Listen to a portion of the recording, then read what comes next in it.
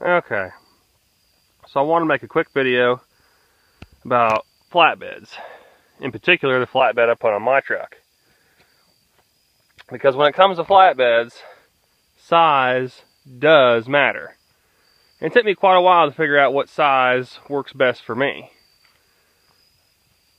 If any of you are considering putting a flatbed on your truck, this is just some good things to keep in mind here.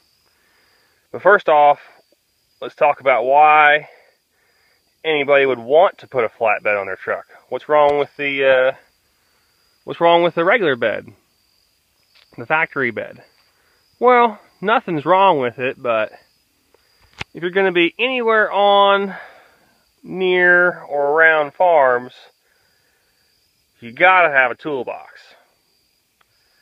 So if you have a factory long wheelbase truck like I do, this is an extended cab long wheelbase truck, you have an 8-foot bed. The factory bed is 8 feet long. When you put a toolbox back there, similar to that one, now your 8-foot bed is now a 6-foot bed. And another thing you gotta have, or that comes in super handy almost anywhere if you're doing anything mechanical, is an air compressor. I'm not talking like a little pancake one that runs off electricity. I'm talking one like this one, like a gasoline powered, I call them a roofing contractor style air compressor. That'll push out some serious air. But if you have a regular truck bed, you can't put it on the side like that. You gotta swing it around so it's long ways in front of your toolbox. And another thing that's really nice to have is one of these fuel tanks. Auxiliary fuel tank. Just carry around 6 5-gallon gas cans. And the bed of your truck takes up a lot of space, so one of these secondary tanks like that one with a pump comes in really handy. And it's so nice to stand on the tire of the tractor and just put that nozzle gun in there and let it fill itself up instead of having to balance a heavy 5-gallon can of diesel fuel and pouring it in a funnel. The funnel can only take it so fast and it fills up and spills everywhere. So this is way better. But if you have a regular bed, factory bed in your truck, and you got the fuel tank, the toolbox, an air compressor, you pretty much have no bed space left. You've used all your bed space up. So then when you want to haul, a four-wheeler or logs or whatever, you don't have any room left to do it. So pretty much the next best thing is either a flatbed or a utility bed. And utility beds, if you buy one new, are really expensive. So the flatbed, in my opinion, is the most versatile piece of equipment you can add on to your truck. This is actually, the bed on my truck is actually, this is the second bed I've had on here. This is the second one. My first one was a 6.5 foot wide by exactly 8 foot long.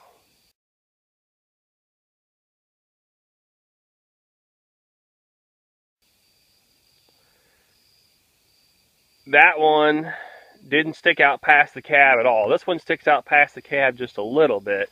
This bed, it sticks out past the cab a little here. But this bed is 7.5 foot wide by 9 foot 4 inches long.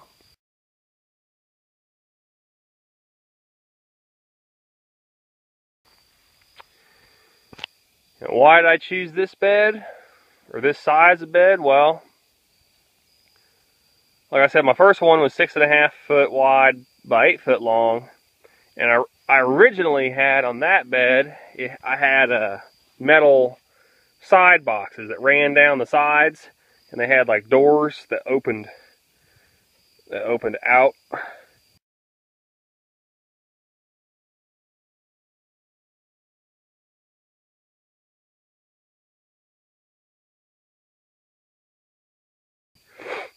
I thought that was pretty cool because it served dual purposes. They were sides for my flatbed and they were boxes, so I fit all my tools in there, or most of them. Then I kind of ran into the same thing. If you're going to be on or around farms, you got to have a high lift jack. That's like one of the most handy things you can have besides an air compressor and a tank, but they come in super handy. So my side boxes, they had double doors, but it was really awkward to get a high lift jack in there, so basically I needed a center box. So I actually had that center box in my old bed with the side boxes, and I had that air compressor flipped around long ways. I needed that center box to carry my high lift jack in there and some blocks of wood and some other tools, but basically when I had my side boxes, the center box, and the air compressor all in there, I didn't have any bed space left, and that's before I even had the tank in there, so there just wasn't a whole lot of room. So my design plan I came up with was, I said, okay, the side boxes take up too much bedroom. I'm pretty much going to move everything that I have in my side boxes underneath with underbody boxes. But I will say this, it doesn't matter where you buy them from or who manufactures them.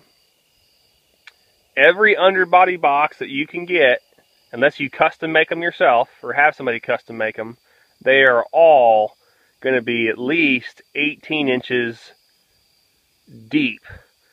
So with my old bed, I had my 6.5 foot by 8. There wasn't enough bed hanging off the frame of the truck to put an underbody box on there. I guess you could put one on there, but it'd be sticking out past the bed. It'd look dumb. These are the ones I have on here are flush. They're all flush mounted, and I like that because when I had the rub rails put on, it kind of protects them from getting smashed. So if he drives too close to a tree or something. But yeah, they wouldn't fit because there wasn't enough bed to put them on there, so that kind of canceled out that idea.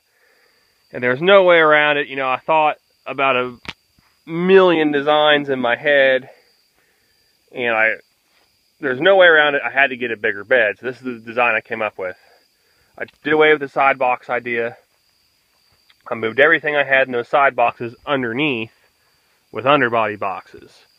This bed is wider to accommodate underbody boxes being flush mounted with the bed.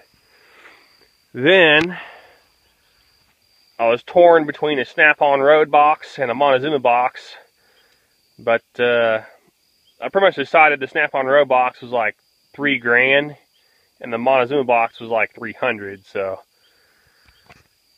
I went with the Montezuma box. And also from what I've read, the Snap-on Road box, when you're bouncing up, you know, through the fields and whatnot, nothing will ever be in the same place twice. It's going to move around inside the drawers, and it's never in the same place, which kind of bothers me, because I'm OCD a little bit about that stuff. The Montezuma box has like metal pegs in there that keep all your sockets and wrenches and stuff in the exact same place. So when you open that box, you know exactly where everything's going to be. And I put it right behind the driver's side door, so it's readily accessible. You get out of the truck and boom, all your tools are right here. In that box, I got more tools. Actually, I call it a Toolbox Insert, but it's actually it's the middle section of a upright standard box. It has like 3 drawers. It fits in there almost perfectly. So I got more tools in there. This box, I got extra parts, hydraulic fittings, bolts, things like that. This box, this just so happens that a milk crate, I got 2 milk crates in there that hold chains and straps. They fit in there perfectly. All my chains, my straps, my clevis hooks and shackles and stuff. It's getting dark. This box, I got all my extra sprays, oils, extra antifreeze, penetrating oil, stuff like that. Extra grease. So when I moved everything underneath my bed, then I freed up all this room. So I put the tank in front so it can't get smashed into. I got the center box in front of that. I got a Montezuma box that'll align so it's all in line with itself with these boxes. And then my air compressor that I custom made. That's the only thing I had to custom make with this is a bracket. I don't know if you can see that or not. I custom made a bracket in there to bolt my reel to. And I actually have that cover fits over all this to keep the rain and snow and stuff out of it. Make it last a little longer. That's pretty much how I set up this bed. My first truck I had that I really started working with was a 2000 Chevy half-ton that had a extended cab short bed.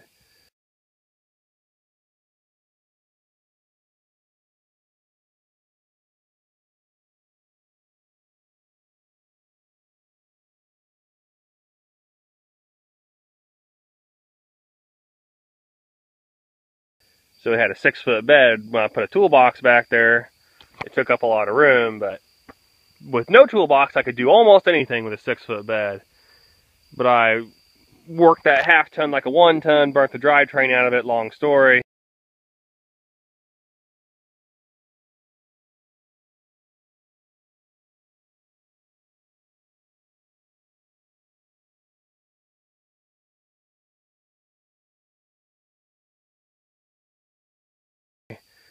I wound up buying a 1-ton truck, but it was 2-wheel drive, and it had a monstrosity of a flatbed on there. It had an 8-foot wide by 10-foot long bed.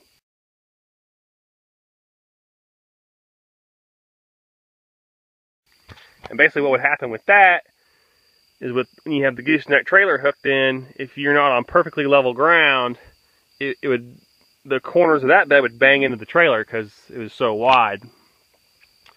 So I figured if an 8-foot wide by 10-foot long bed is too big, and a 6.5-foot wide by 8-foot long bed is too small, then a 7.5-foot wide by 9-foot long bed is pretty much right in the middle. So that's what I did. Oh, look at that full moon.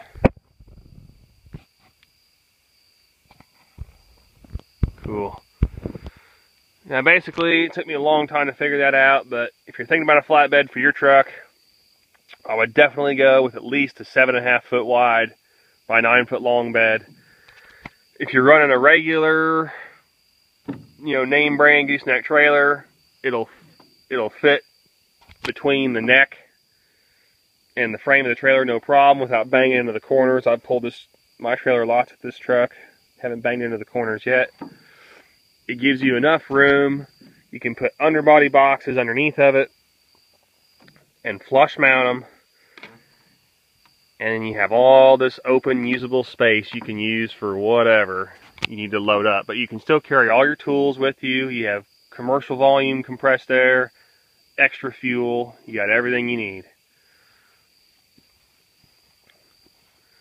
So just some things to keep in mind if you're thinking about putting a flatbed on your own truck.